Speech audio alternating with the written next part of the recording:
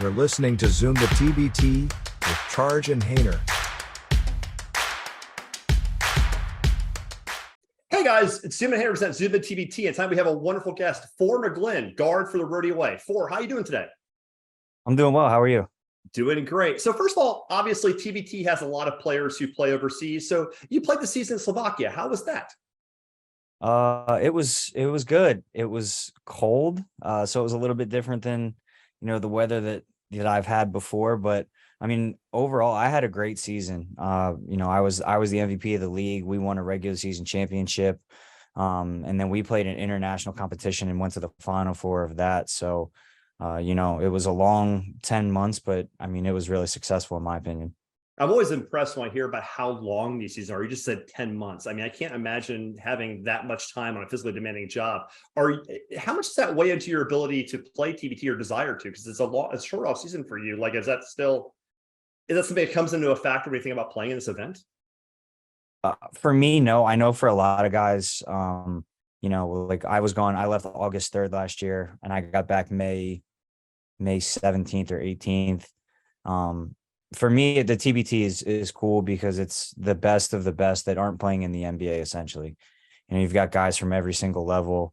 And it's just fun, especially, with how it worked out for us this year, being an alumni team and all of us getting back together. It was really cool to, see what we can do, collectively, to represent, the university versus obviously a lot of other alumni teams, and then just overall great talent across the board. Yeah, that's definitely a good way of putting it. Speaking of that, obviously you've played in this event before. You've played for Sideline Cancer in the bubble years we've talked about. You were a key part of that team. How did this team come together? How did you and your compatriots decide to get the Rhody way started? So a lot of us have played in the TBT before. So myself, Xavier Munford, Jared Terrell, off the top of my head, if I'm EC Matthews last year, also he played for Blue Collar U. Mm-hmm. So a lot of guys have history with it. And then, I think Jarrell Coleman and Owen Samarone had gotten together and said this is something that they want to do. There's a lot of alumni teams. Why not, try and see how we stack up if we can get accepted into it. And then they actually started doing the legwork when I was in Slovakia. They had called me. And basically you just came up with a list of guys that they thought would be a good fit as a team and allow us to have success. And then they, made all the calls and, we got, the roster that we have, and we're, pretty confident we've got a lot of talent from a lot of guys that play, all across Europe. Definitely. I mean, this team is actually pretty good, but still they gave you no favors in this road. They start you right off with a little bit of A10 on A10 action. Playing the Commonwealth, the UMass alumni, how does it feel to play a rivalry game in the first round? It's cool, actually. I mean, if you look at where people are in these regions, like there's talks of Texas Tech having a game, Kansas State having a game potentially. There's always a chance that's going to happen, and something that I think they value alumni teams in this, because it's really cool to see, guys have been out of school 5, 6, 7 years and still come back and, play for the same university. It's cool. And then obviously, it's from us being Rhode Island and UMass being from, Massachusetts, not too far away. And in comparison to other A10 schools, it's going to be interesting. We're familiar with those guys.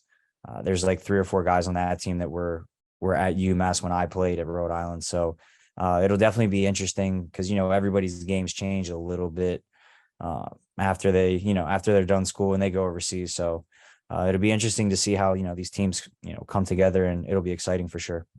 Definitely. That should be a really fun matchup. And if you're able to get past the first round, we've spoken about this. It's a very difficult tournament. As you said, single elimination, winner go home. Your bracket potentially has the last 2 champions in TBT, Blue Collar U, Boeheim's Army. How difficult do you see the road for Rhody away if they're lucky enough to get past the first game?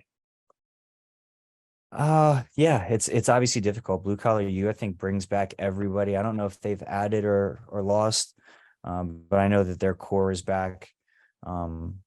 Like we had, talked about before this, it's a tournament for $1 million, and it's the best of the best in the world outside of the NBA. So, whether it's the defending champion or, it's a team that's in its first year, like they're getting, they're not going to get just anybody off the street to play. They're getting guys that play, major roles at high levels, at or all around the world. So, you're going to get a good game first round, and then it just progresses after that, because it's, there's more at stake.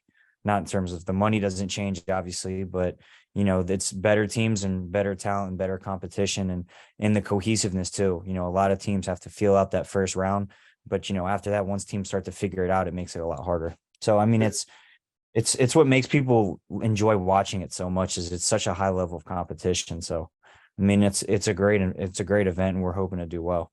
I think we're gonna have to clip that and literally use it to advertise this event. It's one of the best ways I've heard putting about what this event is about, this high level basketball of people fighting for the jersey, but still some of the best players ever see. For McGlynn, thanks for coming on, man. Oh, absolutely. Thanks for having me. Hope you enjoyed listening to Zoom the TBT with Charge and Hater. Subscribe to YouTube, follow on Twitter, and give us your money.